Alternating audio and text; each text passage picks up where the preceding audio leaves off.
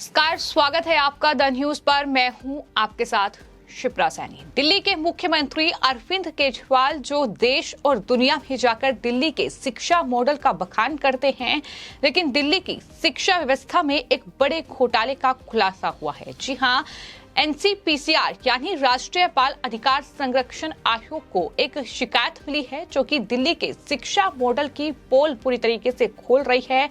NCPCR को जो शिकायत मिली है उसमें ये बताया गया है कि ईडब्ल्यूएस जो कोटा है उसके तहत बच्चों के स्कूल में एडमिशन के लिए जो ड्रा निकाला गया था उसमें भेदभाव होता है। ड्रॉ में 70% बच्चे मुस्लिम कैटेगरी के हैं और जबकि 30% जो बच्चे हैं वो हिंदू समुदाय से हैं। ये शिकायत में कहा गया है। एनसीपीसीआर को जो शिकायत मिली है उसके बाद शिक्षा विभाग के जो सचिव हैं, दरअसल उन्हें तलब किया गया है, उनसे इस पूरे मामले पर रिपोर्ट मांगी गई है। तो ये पूरा मामला है कि दिल्ली में जिस शिक्षा मॉडल की बात लगातार दिल्ली के मुख्यमंत्री करते हैं, लगातार वो बयान दे रहे हैं कि राजधानी दिल्ली में डिप्टी सीएम जो रहे हैं मनीष सिसोदिया, जो कि शिक्षा मंत्री भी थे, दरअसल उन्होंने शिक्षा व्यवस्था में एक बड़ा बदलाव किया है जिसके चलते उन्हें जेल में डाला गया है। हालांकि जो शिक्षा मंत्री हैं वही शराब मंत्री भी थे और बड़ा शराब घोटाला हुआ जिसके चलते मनीष सिसोदिया फिलहाल जेल में बंद हैं। लेकिन वहीं दूसरी ओर अब आतिशी को इस विभाग की जिम्मेदारी सौंपी गई है जिसमें एक बड़े घोटाले का खुलासा हुआ है। ये घोटाला जो कि हमने आपको बताया कि ईडब्ल्यूएस कोटा यानी जो इकोनॉमिकली वीकर सेक्शन है, जो आर्थिक रूप से कमजोर लोग हैं, जिन्हें आरक्षण नहीं मिलता है, यानी ओबीसी एससी एसटी कैटेगरी को अगर हटा दिया जाए तो जो जनरल में खासतौर पर जो वीकर सेक्शन है उनके लिए ये कोटा है। लेकिन इस कोटे के तहत भी किस तरीके से भेदभाव किया जा रहा है, यानी एक तरीके से शिक्षा में भी अरविंद केजरीवाल राजनीति कर रहे हैं, जिसमें ये बड़ा खुलासा हुआ है कि इस पूरे कोटे के तहत जो बच्चों को स्कूल में एडमिशन मिला है उसमें जो ड्रॉ निकाला गया है उसमें 70% बच्चे जो हैं वो मुस्लिम समुदाय से हैं और वहीं महज 30% बच्चे जो हैं वो हिंदू समुदाय से हैं। आपको बता दें, जैसे ही ये शिकायत एनसीपीसीआर को मिली, ये शिकायत बेहद गंभीर है और यही वजह रही कि राष्ट्रीय बाल अधिकार संरक्षण आयोग ने तुरंत इस शिकायत पर संज्ञान लिया। शिकायत में ये बताया गया कि 70% बच्चे मुस्लिम समुदाय से हैं और यही वजह रही कि एनसीपीसीआर ने ये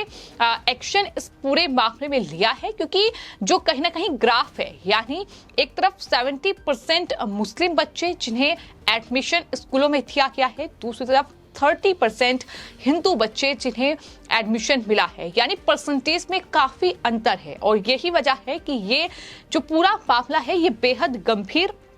माना जा रहा है और जाहिर तौर पर आयोग का ये कहना है, एनसीपीसीआर का, कि जो शुरुआत में अगर इस पूरे मामले को देखा जाए तो ये संविधान के अनुच्छेद 15 और निःशुल्क और अनिवार्य शिक्षा का अधिकार अधिनियम 209 की धारा 12(1)(c) का उल्लंघन है। ये तो आपको ये बता दें कि एनसीपीसीआर को जो शिकायत मिली है उसके बाद आयोग की तरफ से जो इस पूरे मामले में स्पष्टीकरण जारी किया गया है उसमें ये साफ तौर पर बताया गया है कि शुरुआत में अगर इस पूरे मामले को देखा जाए तो संविधान के अनुच्छेद 15 और निःशुल्क और अनिवार्य शिक्षा का अधिकार अधिनियम जो है 2009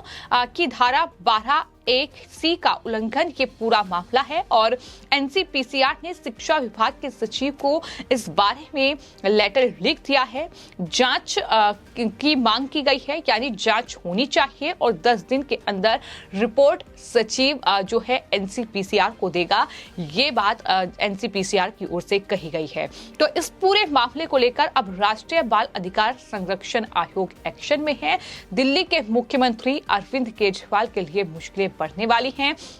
लेकिन तमाम लोगों ने इस तरह की शिकायत की थी। आपको ये बता दें कि खासतौर पर ट्विटर पर अगर गौर किया जाए तो कई जो परिजन हैं, कई जो बच्चों के पेरेंट्स हैं, उनकी ओर से ये शिकायत मिली थी और ये कहा गया था कि दरअसल जो ड्रॉ निकाला गया है, जो ड्रॉ हुआ है उसमें 70% बच्चे जो है मुस्लिम हैं जिन्हें एडमिशन मिला है, 30% बच्चे महज हिंदू कैटेगरी के हैं जिन्हें एडमिशन मिला है और परसेंटेज में काफी अंतर है। यही वजह है कि अब इस पूरे मामले को लेकर राष्ट्रीय बाल अधिकार संरक्षण आयोग जो है वो एक्शन में दिखाई दे रहा है। साथ ही आपको ये बता दें कि जो राष्ट्रीय बाल अधिकार संरक्षण आयोग का बाल अधिकार संरक्षण आयोग यानी CPCR अधिनियम 2005 की धारा 3 के तहत गठित एक वैधानिक निकाय है और आयोग को यौन अपराधों से बच्चों का संरक्षण यानी जो पॉक्सो एक्ट है 2012 में दरअसल किशोर न्याय अधिनियम 2015 और निशुल्क और अनिवार्य शिक्षा का अधिकार यानी RTE अधिनियम 2009 के उचित और प्रभावी जो तमाम कार्य हैं उसकी निगरानी करने के लिए सौंपा गया है और CPCR यानी बाल अधिकार संरक्षण आयोग अधिनियम 2005 की धारा 13 के तहत आयोग को देश के बाल अधिकारों और संबंधित मामलों के रक्षण और संरक्षण के लिए दरअसल अधिदेशित किया गया है। यानी यही जो बच्चों पर कहीं न कहीं अन्याय हो रहे हैं, जिस तरीके से ये कहीं न कहीं बड़ा घोटाला राजधानी दिल्ली में शिक्षा मॉडल भी निकलकर सामने आया है, क्योंकि इस शिक्षा मॉडल की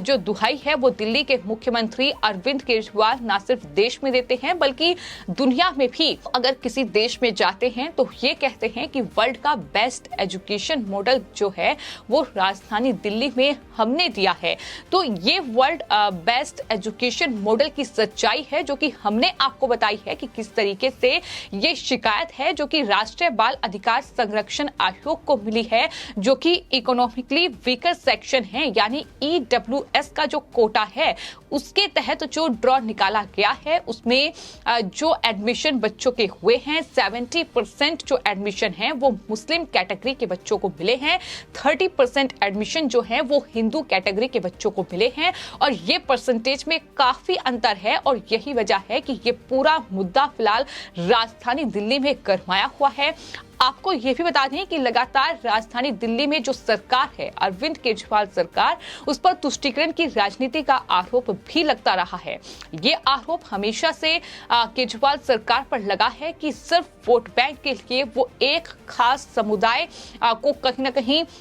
तवज्जो देते हैं और जिस तरीके से उनके विधायक अमानुल्लाह खान दरअसल काम करते हैं, जिस तरीके से वो रोहिंग्याओं को बताते हैं, जिस तरीके से वो तमाम मुस्लिम बस्तियों में सुविधाएं पहुंचाते हैं, वो भी हमेशा से सवालों के घेरे में रही है। तो कहीं ना कहीं तुष्टीकरण की राजनीति का आरोप केजरीवाल पर लगता रहा है। फिलहाल NCPCR की ओर से 10 दिन के अंदर जो शिक्षा विभाग के सचिव हैं उनसे दरअसल रिपोर्ट मांगी गई है। 10 दिन के भीतर उन्हें रिपोर्ट देनी होगी और अगर इस पूरे मामले में केजरीवाल सरकार ने स्पष्टीकरण नहीं दिया तो जाहिर तौर पर आने वाले वक्त में मुश्किलें बढ़ेंगी, क्योंकि कहीं ना कहीं इसे शिक्षा विभाग में एक बड़े घोटाले के तौर पर देखा जा रहा है। सवाल यही उठ रहा है कि क्या